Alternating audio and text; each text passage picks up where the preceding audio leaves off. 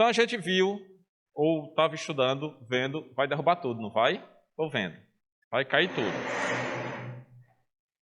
As propriedades mecânicas. Então, nas propriedades mecânicas, no ensaio de tração, que é realizado por uma máquina de tração, nós conseguimos esse gráfico aqui, que é um gráfico tensão versus deformação.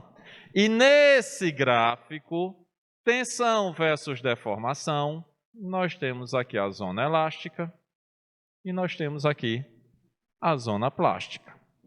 Tem esse gráficozinho menorzinho aqui, que é quando a gente não consegue descobrir o limite de escoamento. Então, que danado vem a ser limite de escoamento, que aqui no livro é representado por sigma L. Então, isso aqui é limite de escoamento. Então, o que é que acontece nesse limite de escoamento? Movimento das discordâncias. Não escreva não. Isso aí. Então, que danado vem a ser discordância? Dentro do material, nós temos os defeitos lineares. E a discordância é um defeito linear. E o movimento dessa discordância é que faz a deformação plástica. Em outras palavras, só teremos deformação plástica se tivermos movimento de discordâncias. E aí vem toda a parte plástica do negócio. Então, isso daí fomos vendo. De novo, tudo lá no livrinho Biblioteca Virtual, tá? Então, tem aqui ensaio de tração, corpinho de prova, tamanho original. Aí, o que é que acontece com o corpinho de prova? Se a gente estica ele, o que danado vai acontecer com o diâmetro aqui, ó? É larguinho, aqui ficou mais fininho. Eu nunca fiz um traço tão reto em toda a minha vida. Se a gente vai para a compressão, o que danado vai acontecer? O que era larguinho fica mais larguinho ainda, ou seja, você achata. Além disso, temos nós forças de cisalhamento, que danado é cisalhamento? A aplicação de um binário, ou seja, uma força num sentido e outra força em outro sentido, formando aqui uma deformação. Então, isso aqui é tal do cisalhamento. E aqui nós vamos ter, aqui embaixo, a torção. Em todos os casos, o que é que nós temos envolvido? Uma força e uma deformação. Então, teve força, teve deformação, a gente consegue retirar as propriedades mecânicas de um determinado material. E aí foi seguindo. Cadê? Parei. Foi indo. Então aqui, tensão é igual a força sobre área, corpinho de prova, diâmetro, seção transversal, pode ser circular ou retangular, maquinazinha de ensaio, corpinho de prova sendo esticado, à medida que é esticado, a gente mede a deformação. Quem danado é a deformação? Variação do comprimento sobre o comprimento inicial. E a partir daí, a gente consegue chegar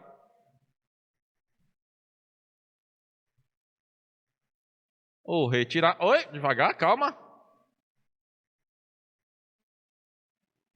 A gente consegue retirar propriedades, por exemplo, vocês estão dando para enxergar? Está dando para enxergar o negócio aqui? Vamos aumentar mais.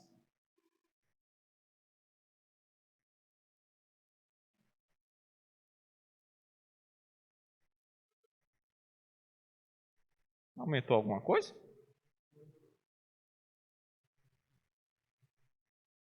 A gente consegue chegar ou encontrar módulo de elasticidade. Por exemplo, nós temos aqui alumínio, latão, cobre,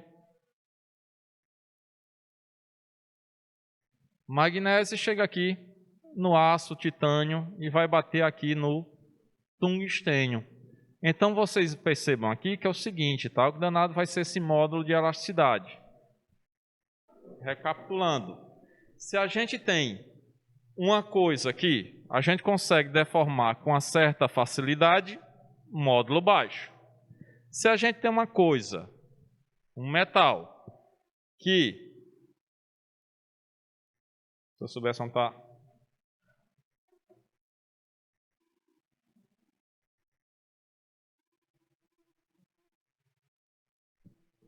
Metal que a gente precisa fazer um grande esforço para deformar, um módulo de elasticidade alto. Então, se tiver alguma pergunta, por exemplo, dados materiais A, B, C, D, E, F, G, qual que vai ser o mais rígido? O mais rígido vai ser aquele que tem o maior módulo de elasticidade. Tá? Então, o tungstênio é mais rígido do que o titânio, que por sua vez é menos rígido do que o aço, menos rígido do que o níquel, e assim sucessivamente, tá? Outras propriedades que são retiradas. Não, aqui só mostrando que tem um modo de cisalhamento. Tá? Então aqui tem o modo de elasticidade. Modo de cisalhamento e aqui o coeficiente de Poisson. O coeficiente de Poisson dos metais, ele gira em torno aí de algo em torno de 0,3. Tá? E existe uma relação entre o coeficiente de Poisson e o módulo de elasticidade. Tá bem aqui? Cadê? Cadê a formulinha?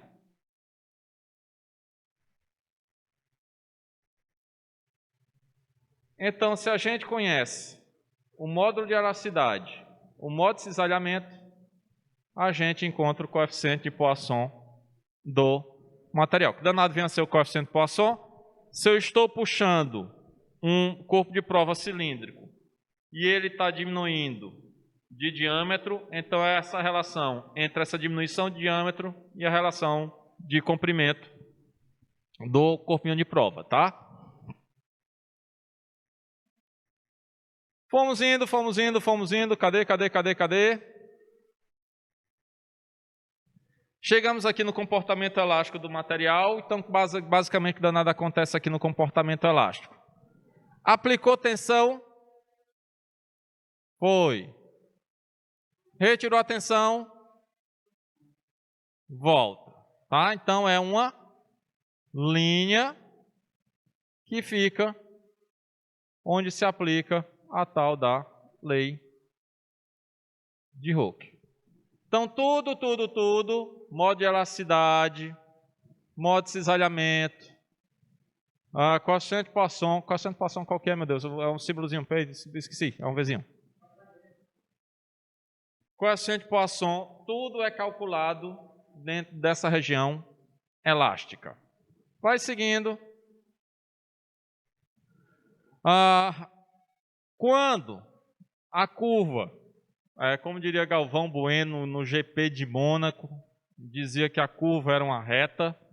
Então, quando a curva é uma reta, que é o caso aqui, que a gente não consegue ter uma linha para traçar, aí a gente pode escolher duas formas de cálculo, tá? Que aí seria o módulo secante ou o módulo tangente, tá? Secante, partindo aqui da origem, traçando uma reta, pegou em 2 pontos, então nós temos a secante. Se só toca em um único ponto, nós temos uma tangente, tá? E aí dá para calcular esses dois módulos aí, tá? Mas normalmente a gente calcula os gráficos que a gente trabalha, tudo bonitinho, tem lá a zona elástica bem bonitinha. Foi.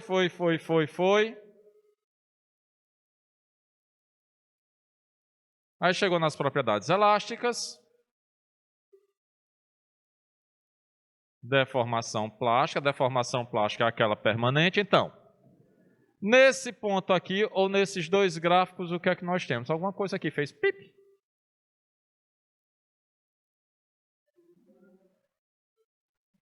Não, só aí. Eu sou um cara... O Google merece que seja feita economia.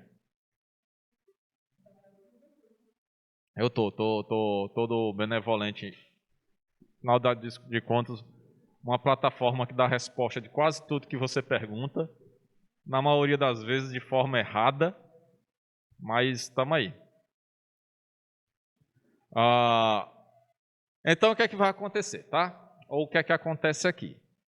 Nós temos, nesses dois casos, um trocinho diferente, tá? Então, o que é que a gente falou? Onde é a zona elástica?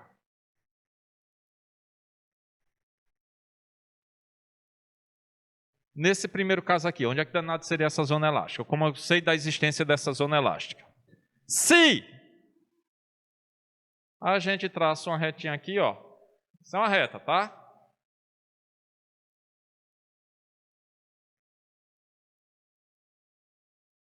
Tá vendo como é reto?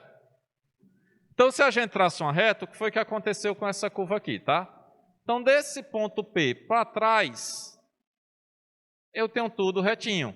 Então, desse ponto P para trás, eu tenho quem? Zona elástica. Do ponto P para frente, o que é que nós temos? Zona plástica.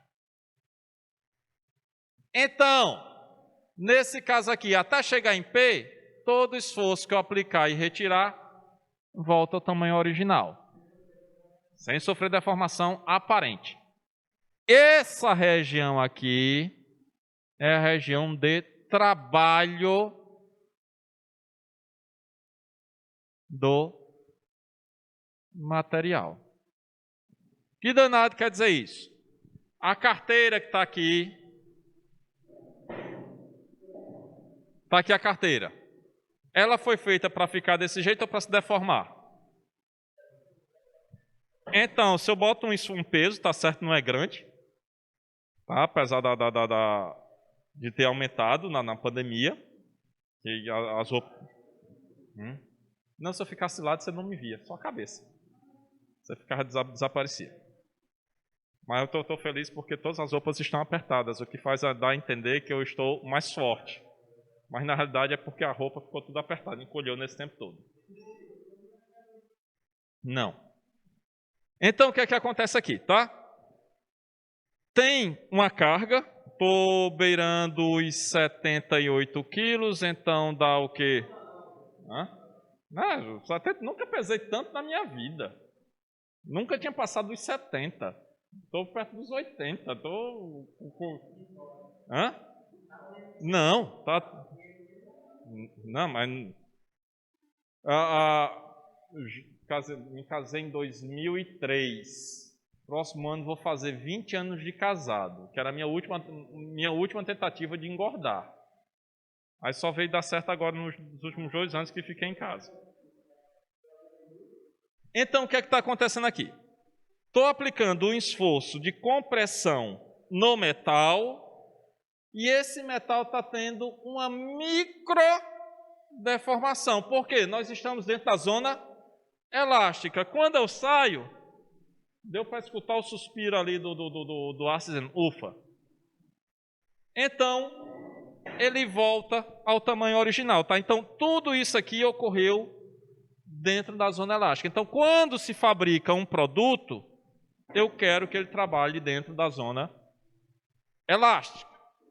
Entretanto, no processo de fabricação, o que é que vai acontecer? Nessa cadeira aqui, eu preciso fazer curva nesse metal. Para fazer curva, eu preciso de quê? Deformação plástica, ou seja, deformação permanente. Então, nesse caso, foi colocado um esforço que transcendeu, que passou desse ponto P aqui. Por quê? Porque a gente precisa da deformação permanente. Em outras palavras, quando eu vou produzir, fabricar um material, tudo deformação plástica. Para uso, tudo na deformação elástica. Exceção feita Acho que tem poucos materiais que você fabrica pensando já em quebrar, tá? Por exemplo, lâmina de barbear, que normalmente quando se usa navalha, o cara vai lá e quebra a lâmina no meio. Que inclusive você pode se vangloriar em casa, dizer que quebra uma chapa de aço. Aí você pega lá uma lâmina de barbear e dá para postar isso numa mesa de bar. Lá é intencional. Você, na realidade, você deixa pré-cortado aquele negócio. Você deixa num termo técnico, numa peinha de nada. E aí, como você vem com aquela coisinha que é por efeito alavanca, você consegue quebrar. Mas ali é no limiar, tá? Na hora que faz a tampinha, a compressão que você dá é que você já faz o corte e ali deixa um semi-corte. Porque ele não pode ser muito grande, porque senão vai vazar. E também não pode ser muito grande, porque você não conseguiria abrir com o movimento normal. E aí tem que partir para a ignorância, pegar uma faca e fazer um furo. E, afinal de contas, você não vai ficar sem beber o refrigerante. Isso tudo eu estou pensando em refrigerante. E outro negócio que eu não consigo entender é em bar o cara chega, pega uma lata de cachaça e faz o furo embaixo. Eu queria entender a lógica. Não faz sentido. Então um troço não é para ir, faz um furo, vai ter já um negócio aberto lá.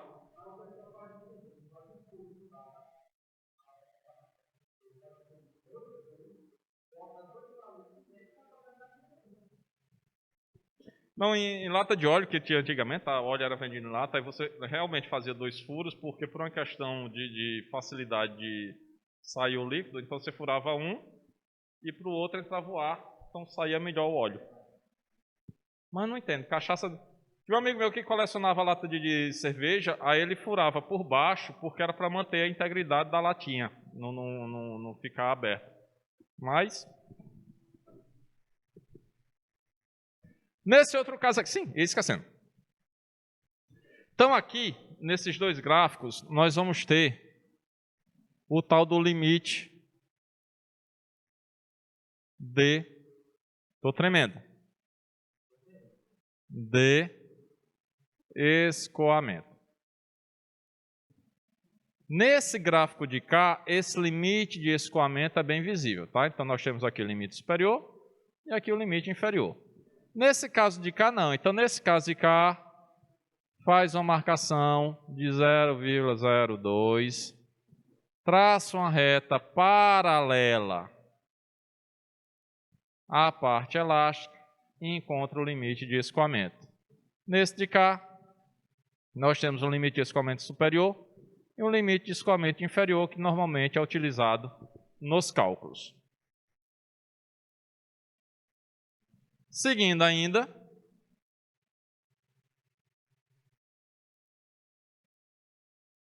vimos aqui o gráfico tensão versus deformação, tá?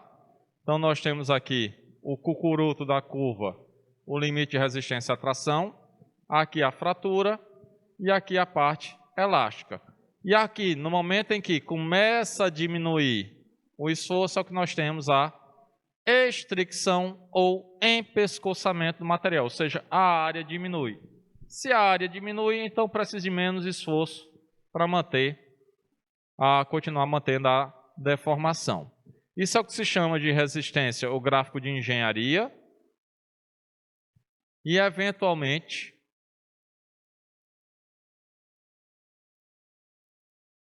só falar aqui rápido. Se tem pouca deformação, nós temos um material frágil. Se tem muita deformação, nós temos um material dúctil. Basicamente, deformou muito, é dúctil. Deformou pouco, é frágil. De novo, são informações que dá para comparar A com B. Tá? Então, por exemplo, tem um material que deformou 10%. Ele é dúctil ou é frágil? Não sei, porque tem que ter que comparar com alguma coisa, tá? Então, nesse caso aqui, pouca deformação. Se um foi 10 e o outro foi 100, então quem deformou 10 é mais frágil do que o que deformou 100. Aqui há como se calcula, uma das formas de se calcular a redução percentual da área, tá? Que aí basicamente é a área inicial menos a área final sobre a área inicial vezes 100%, que aí dá uma medida da ductilidade. Então, se uma fratura é desse jeito aqui, ou uma outra fratura é mais ou menos desse jeito, acaba que desenha demais, acaba que desenha é um negócio impressionante, eu fico abismado, tá? Qual é a sacanagem? Bom, primeiro caso da fratura é frágil. Se a fratura é frágil, você praticamente não tem redução de área, tá? Então a área inicial vai ser praticamente igual à área final. Se a área inicial é igual à área final, então esse negócio aqui vai ser igual a zero, tá? Ou bem próximo de zero. Enquanto no outro, que você tem mais ou menos isso daqui, você vai ter uma estricção, uma diminuição muito grande da área, e aí você vai ter a diferença entre a área inicial e a área final, e aí você consegue ter o valor uma medida da ductilidade. Aí foi seguindo. Resiliência, palavrazinha bonita. Capacidade de um material absorver energia quando ele é deformado elasticamente. E depois, com a remoção da carga, permitir a recuperação dessa energia. Ou seja, você absorve a energia e depois retorna essa energia. Então, nós temos aqui um módulo de resiliência de uma série de materiais, e essa resiliência ela está intimamente ligada à temperatura. Então, se temos temperatura baixa, o material fica frágil. Temperatura mais alta, material dúctil. E aí a gente consegue calcular tudo isso num negocinho chamado de módulo de resiliência, que é igual a esse trocinho aqui, que é o limite de escoamento ao quadrado sobre 2 vezes o módulo. Então, dito isto, cadê?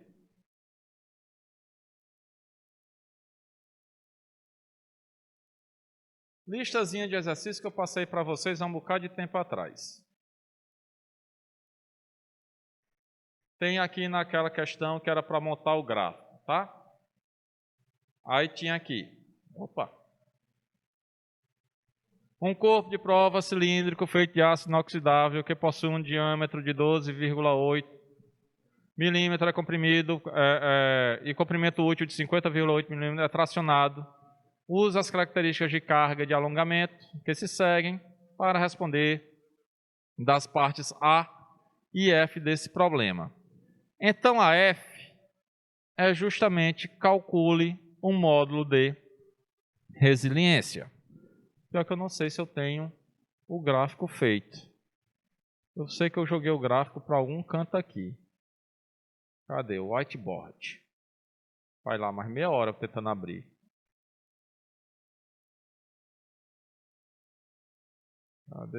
Cadê? Não, não é aqui não, imbecil. Aqui.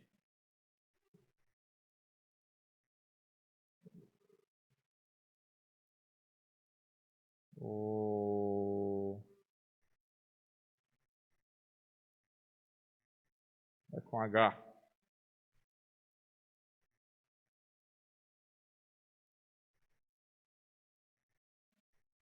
White. Não.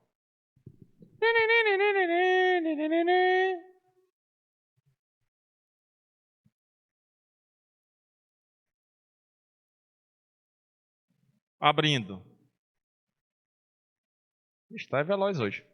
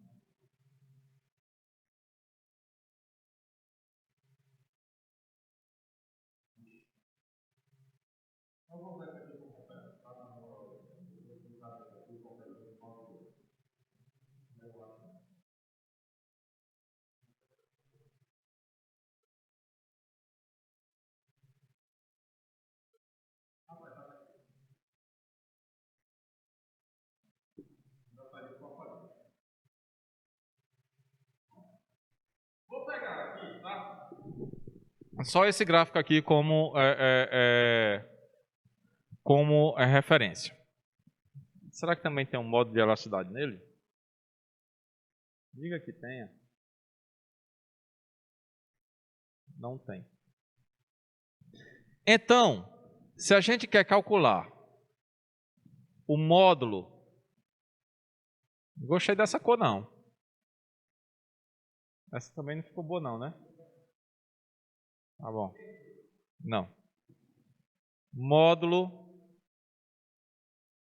de resiliência.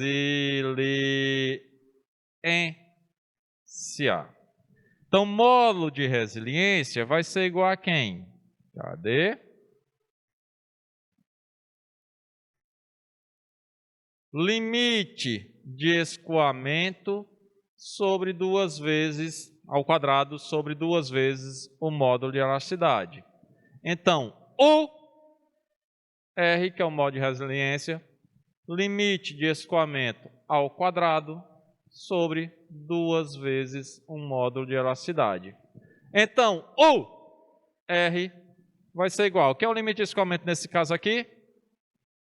300 ao quadrado sobre 2 vezes um módulo de elasticidade. Não tenho a mínima ideia quanto é o módulo de elasticidade nesse negócio aqui, tá? Mas dentro da região elástica, pega 2 pontos, pegando 2 pontos, calcula o módulo.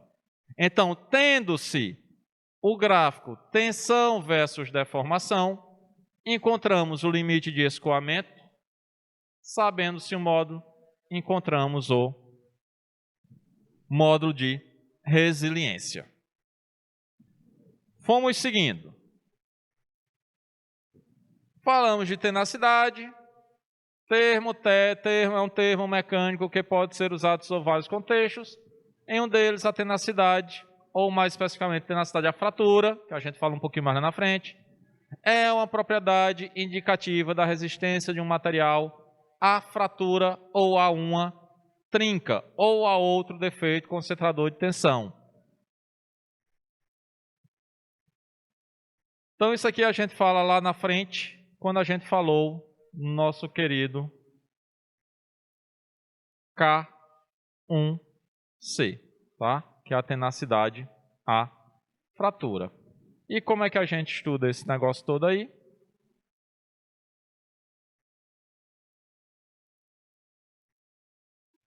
A gente vai estudar via ensaio de impacto.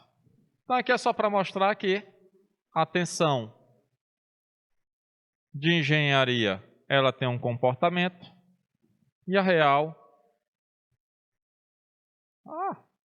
maximiza. E a verdadeira, só que ele não fica na posição que é para ficar. A verdadeira, aqui basicamente que danado acontece, tá? Tensão é igual a quem? Força sobre área, certo? Então o que é que acontece? A partir desse ponto, o que é que acontece com a área? Começa a diminuir. Então, se a área começa a diminuir, o que é que para acontecer com a tensão? Aumentar.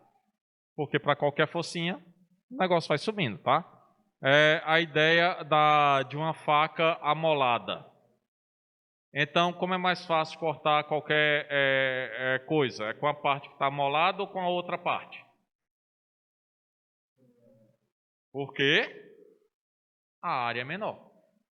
Tá? Então, vou precisar de menos esforço, então tenderei para cima e você faz uma correção aí na curva, tá?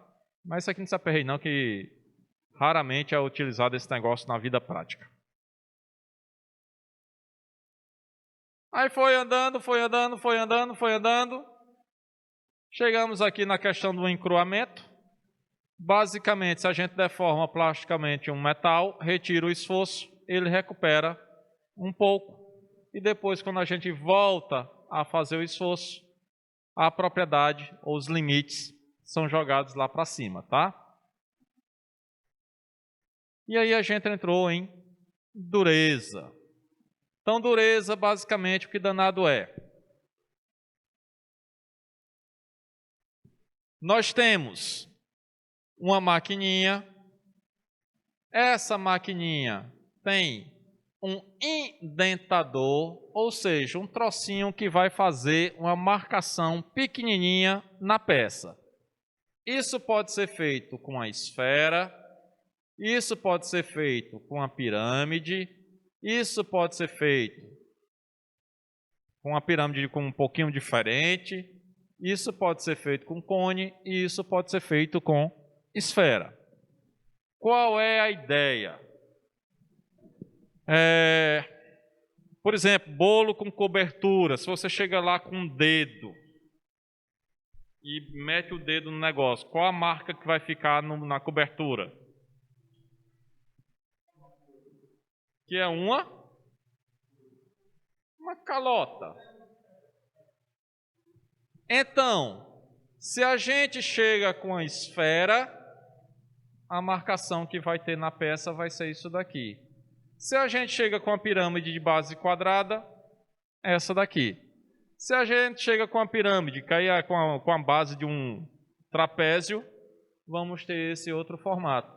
E a partir daí, medindo características ou a forma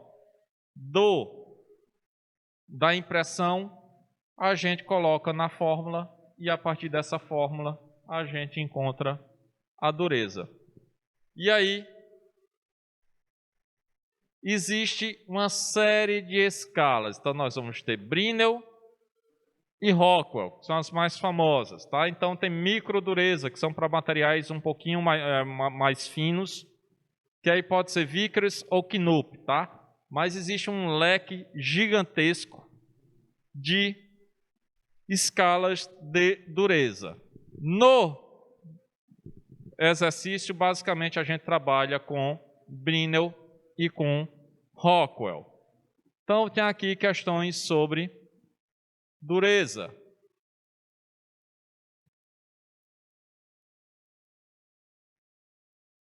Questão 10 da listinha de exercícios diz o seguinte: um penetrador para ensaios de dureza Brinell com 10 milímetros de diâmetro produziu uma impressão de 2,5 milímetros em uma liga de aço quando for utilizado uma carga de 1000 quilogramas. Calcule a HB aqui, a dureza Brinell desse material. Então, como é que a gente calcula a dureza Brinell desse material? Eu vou pegar aqui, que fica mais fácil.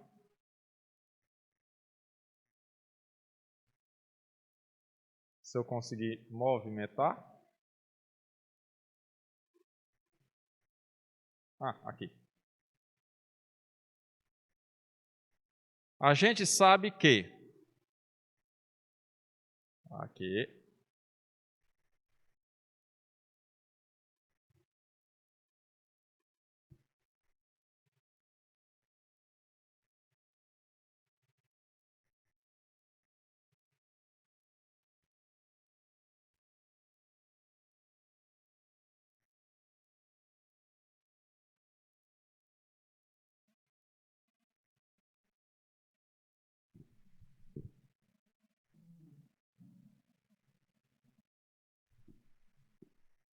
copiar.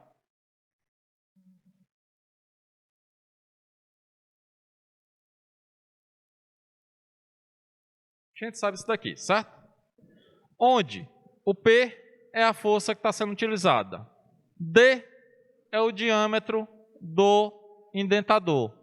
E Dzinho é a impressão.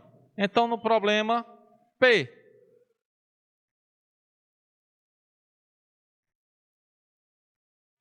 a força vai ser igual a 1000 quilogramas. Dzão, 10. É 10 milímetros? É. E Dzinho, 2,5 milímetros. Então, é só pegar esses valores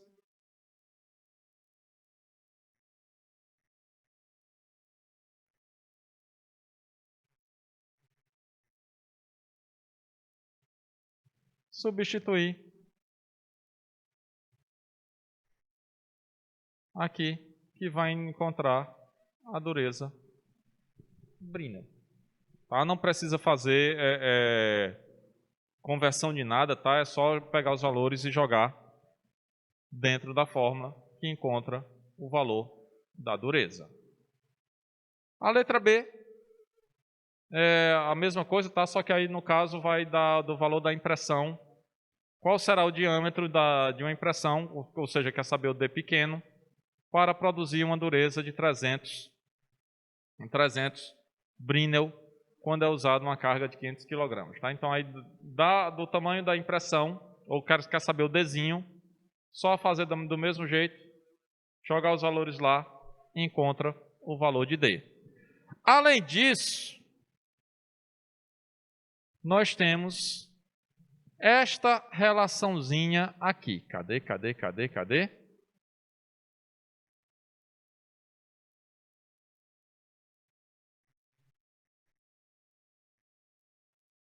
Aqui os vários tipos de dureza, tá? Com as cargas.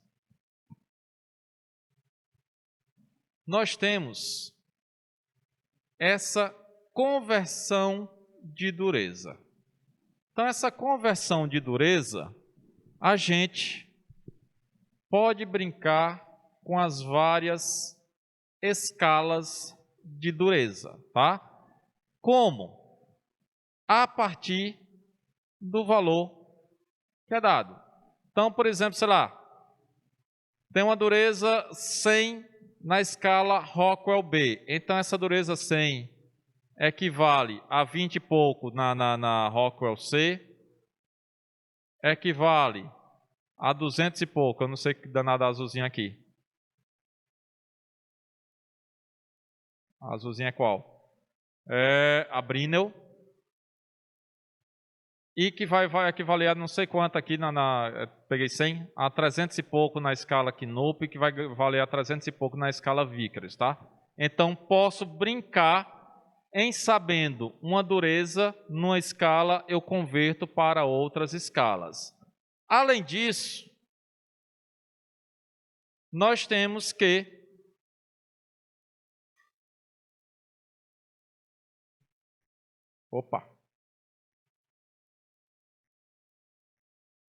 sai daí. Sai. O limite de resistência à tração vezes 3,45. O limite de resistência à tração vai ser igual a 3,45 vezes a dureza na escala Brinell. Então, sabendo o limite de resistência à tração, dá para saber qual é a dureza do material. Da mesma forma, sabendo a dureza do material, multiplicando por 3,5, encontramos o limite de resistência à tração. Então, aqui no caso específico deste problema, nós temos esse gráfico. Então, problema pergunta: latão naval para o qual o comportamento estima as durezas Brinell e Rockwell para os seguintes materiais. Letra A, latão naval, o qual o comportamento de tensão e deformação é mostrado nessa figurinha. Então, nessa figurinha, nós temos o limite de resistência à tração em 450 megapascal, que é esse valorzinho aqui. Então, se a gente tem um limite de resistência à tração, então a gente é só vir na formulinha. Cadê? Opa! Aqui.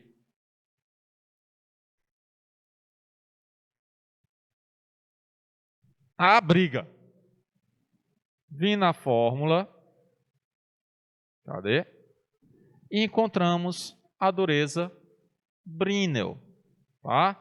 É 450, então ficaria 450 vai ser igual a 3,45 vezes HB. Então, HB está multiplicando aqui, esse negócio está multiplicando, passa para o outro lado dividindo. Então, a dureza HB vai ser 450 sobre 3,45. Então, encontramos nossa dureza na escala Brinell. E na escala Rockwell, como é que ficaria? Se a gente tem a dureza na escala Brinell, é só vir aqui para as conversões. Então, a gente tem na Brinell, é só procurar aqui o valor lá correspondente na escala Rockwell. Ou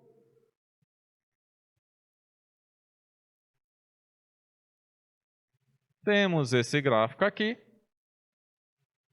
onde o latão é representado pelo gráficozinho aqui verde. Não sei se está dando para ver. Vamos dar um zoom. Então está aqui o latão. Então nós temos o limite de resistência à tração. Então no caso aí foi 450. Então vem aqui. Que é 600, 700, 450 vai estar um pouquinho. Que é 400, 450 vai estar mais ou menos aqui. Venho. Puxo para baixo. E encontro a dureza Brinell. Se eu for lá para cima,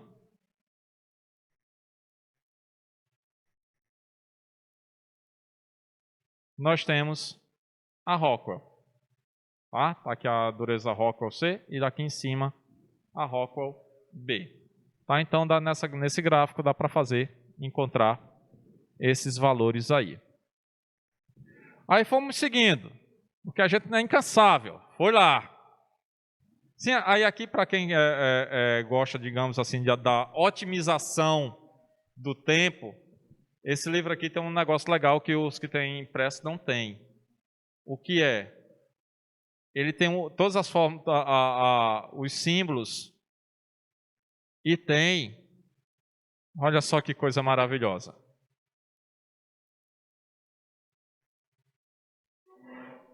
Peço que quem for mais sensível segure as lágrimas, tá? Ele tem resumo. Ó, coisa impressionante. Nessa edição tem. Então, na versão que tem na biblioteca não tem. Quer dizer, tem um resumozinho, mas não desse jeito aqui. Aqui é mais bonitinho, é colorido, as letras são grandes. E ainda dá uma outra coisa também, que é um formulário.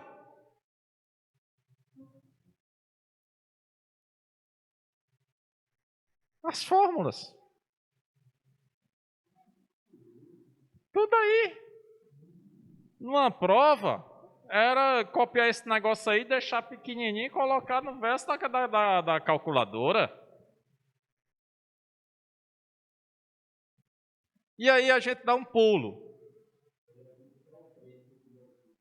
Melhor time do mundo e estamos aí, Hulk querendo comprar e a gente não vai vender não, porque não quer oferecer nem que o cara lá pagou pelo Botafogo, aí a gente também não se sujeita a qualquer coisa não.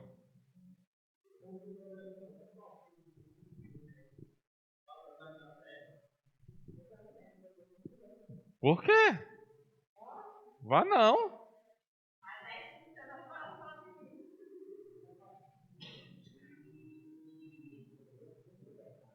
Então é o seguinte. Falha.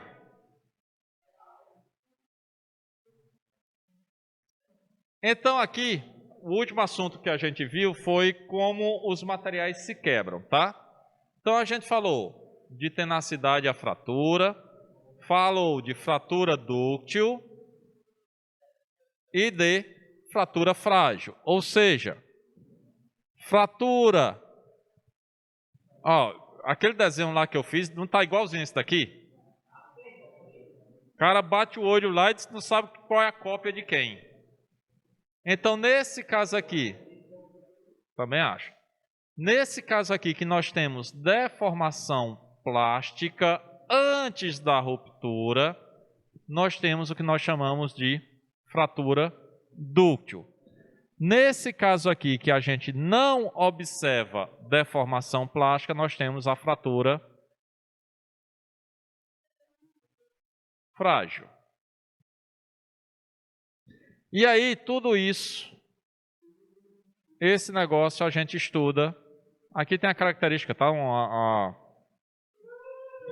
Aqui alumínio, e aqui um ferro fundido. É ferro fundido mesmo? É, ferro fundido. Hã? Não, é que a cor alumínio e chumbo vocês vai ter sempre essa cor meio prateada.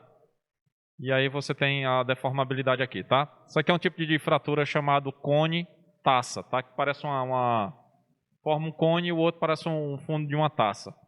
E aqui a ruptura frágil, tá? A gente vai ver um pouquinho mais lá na frente que materiais, os ferros fundidos, eles são extremamente frágeis por causa do alto teor de carbono. Então, temos aqui as fraturas, e para se estudar essas fraturas, normalmente se utiliza micrografias, tá? E aí a gente viu também uns princípios de mecânica da fratura, que aí entra a questão da fratura transgranular e intergranular, tá? Que a micrografia, só para vocês olharem aqui, ó, tá passando aqui pelos contornos de grão, e aqui a gente consegue ver as falhas que existem ou que existem entre um grão e outro, tá? Então isso aqui é uma fratura que a gente chama de transgranular. E aí, tudo isso cai nesse estudo de saber qual é o tamanho crítico de um defeito para que esse defeito sirva como concentrador de tensão e a partir daí o material venha à ruptura. E aí, baseado nesse tamanho desse defeito, nós chegamos à tenacidade à fratura, que é dado por esta formulazinha aqui. Tá? Então, a gente vai ter a tenacidade da fratura, esse Y é uma característica que vai depender do tipo de material, a tensão que está sendo aplicada, π, e aqui o tamanho da trinca. E a partir daí a gente sabe se o material tem tendência a se fraturar ou não, ou resiste à fratura por mais tempo, a depender do tamanho de defeito. E para estudar tudo isso, nós temos ensaios, e o principal deles é... Cadê? A tenacidade. Deles são: primeiro, o ensaio de impacto, onde coloca um corpinho de prova e desse corpinho de prova dá-se uma pancada, e aí, nesse ensaio de impacto, a gente consegue encontrar, por exemplo, ou fazer o estudo da transição dúctil-frágil. Então, fazendo a transição dúctil-frágil, nós temos um gráfico que dá o comportamento, ou seja, nós podemos estudar um material e saber qual é o comportamento dele em baixas temperaturas e em altas temperaturas. Isso aqui é de um aço A283.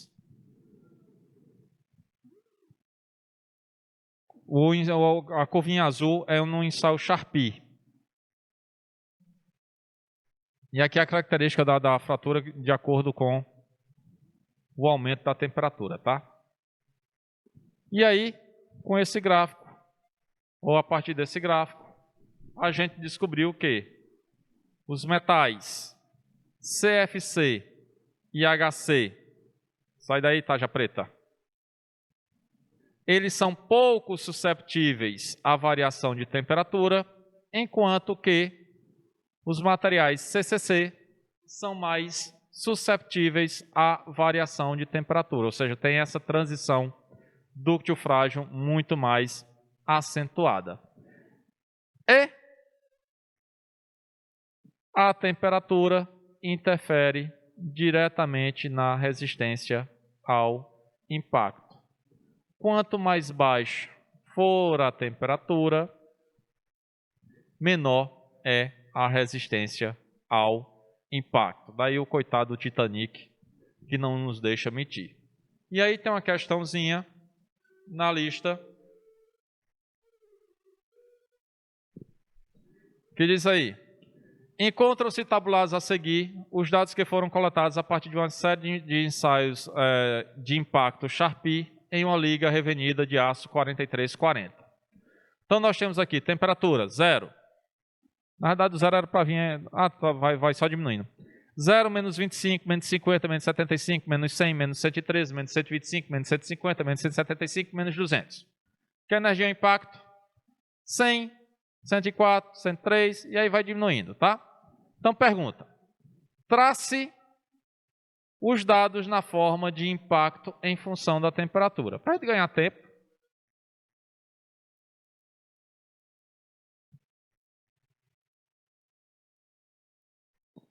está aqui os valores.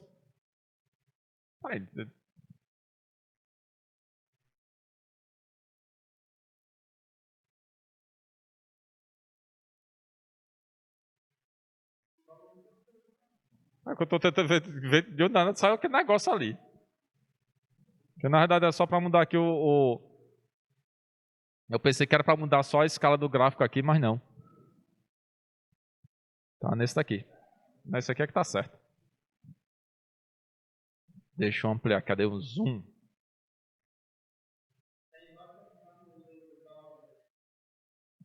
Mas aqui aprendi da outra vez que dá para fazer isso aqui.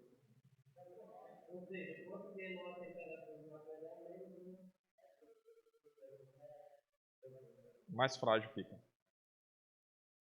Não, pera. Tá por fora.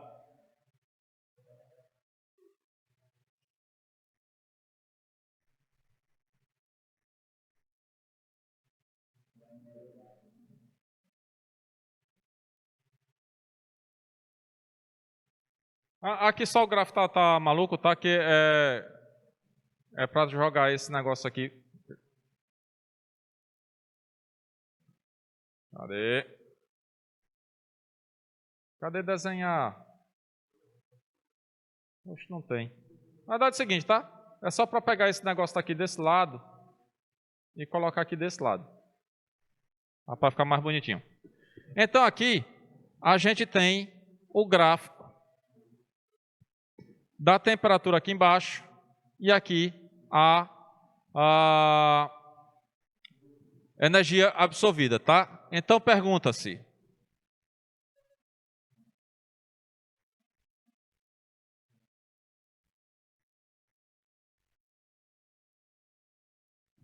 determine a temperatura de transição dúctil frágil com aquela temperatura correspondente à média entre as energias de impacto máxima e mínima. Então, para fazer isso, o que danado vai acontecer? A gente vai pegar aqui, vou pegar aqui pelo Google. Qual é a energia de impacto máxima? 105. Qual é a mínima? 24. Então vamos aí. Calcula a média daí de 105 e 24. Dá quanto?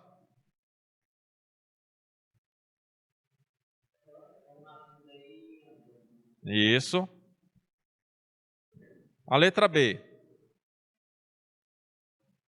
105 e 24. Determine a temperatura de transição como aquela temperatura que corresponde à média entre as energias de impacto máxima e mínima. Então, vou pegar a energia máxima, a energia mínima e calcular a média dessas duas.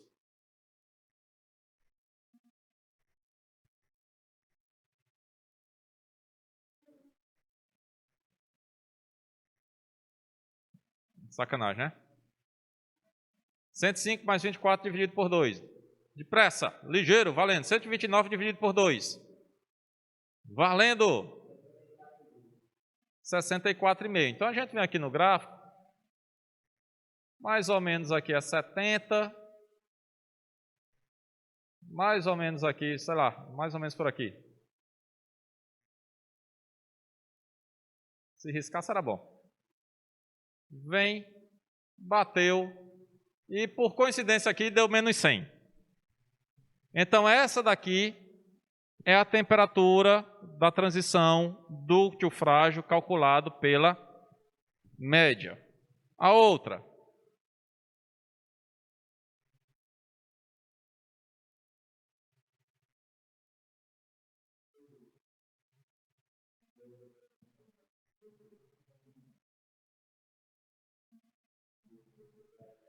Determine a temperatura de transição dúctil frágil como aquela temperatura na qual a energia de impacto é 50 joules. Então, vamos procurar no gráfico os 50 joules, bateu, encontra a temperatura, tá? Por fim, a gente viu isso daqui. Ensaio de fadiga. Então, o que é que vai acontecer no ensaio de fadiga? Nós vamos construir uma curva que vai relacionar a força aplicada em relação ao número de ciclos. O único detalhe nesse tipo de curva é que tem que ser em escala logarítmica. Então, aí o que é que acontece? Corpinho de prova é colocado na máquina e a gente fica lá, tração, compressão, tração, compressão, tração, compressão, tração, compressão, e vai contando o número de ciclos. Contamos o número de ciclos e chegamos em gráficos desse tipo aqui. Ou seja, um pouquinho mais de zoom. Aqui nós temos o número de ciclos, tá? Aqui 10 a terceira, 10 a quarta, 10 a quinta, 10 a sexta, 10 a sétima, 10 a oitava, 10 a nona, 10 a décima. E temos o limite de resistência à fadiga, que é quando esse valor se estabelece. Então, se esse limite aqui, ó, ele se mantém para um quantitativo de ciclos gigantesco. Entretanto, se a gente vai aumentando a tensão, o que é que vai acontecendo com o número de ciclos? Vai diminuindo. Então, para uma tensão, uma determinada tensão, eu posso dizer que o corpo, o material vai ter que uma vida tendendo ao infinito, que ele não vai se romper por movimentos cíclicos. E aí, tem um probleminha também no... Os dados de fadiga de uma liga de latão são dados a seguir. Então, aqui tem a tensão e aqui tem o número de ciclos. Vejam aqui que é o seguinte, tá? Ó, 10 a quarta, 10 a quinta, 10 a quinta, 10 a sexta, 10 a sétima, 10 a oitava, 10 a nona. São valores muito grandes para a gente colocar em escala linear. Então, o que é que a gente faz? O gráfico em escala logarítmica. Então, esse gráfico aí dá esse gráfico aqui.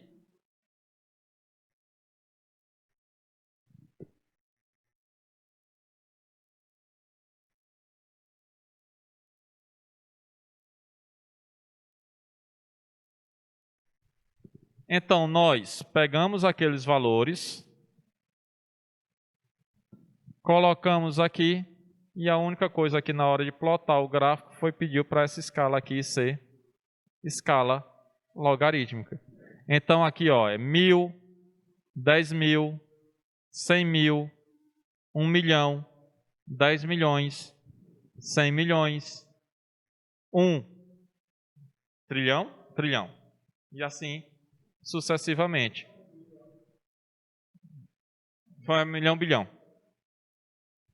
Então, nós temos os valores e o número de ciclos. Aí o que é que se pergunta? Feito o gráfico? Determine a fadiga para 4 vezes 10 a sexta ciclo, ou seja, para 4 milhões de ciclos. Então, 4 vezes 10 a sexta ciclos, a gente vem no gráfico. Então, aqui, ó. Eu queria a canetinha aqui. Por que a canetinha não aparece?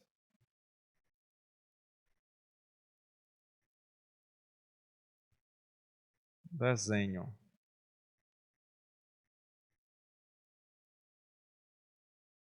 Não vai aparecer. Então, ó, aqui, 1000, falta um zero. Aqui, 10.000. Aqui, 100.000. Aqui, 1 milhão. Vixe, faltou aqui. 3, faltou 1. E aqui, 10 milhões. Então, se eu quero 4 milhões, vai estar aqui, entre 1 e 10. Então, aqui, vixe, não vou conseguir enxergar. Mas aqui está 2, 3, 4. Então, 4 milhões, ou 4 vezes 10 à sexta, está bem aqui. Então, venho, subo, bateu no gráfico, e de novo deu 100. Impressionante, só dá 100, tá? Então, essa tensão aí é a tensão que o material suportaria com esse número de ciclos, tá? E aí vai a letra B, é parecida com essa daí. Cadê? Então, a resistência à fadiga seria aquele valor que a gente encontrou e determina a vida em fadiga a 120 megapascal. Tá? Que aí seria quantos ciclos ele suporta. Aí, no caso, a gente pega o 120, traçou, puxou para baixo. Tá? Então, encontra o número de ciclos suportado. Com isso, fizemos a revisão. E o que eu falei no início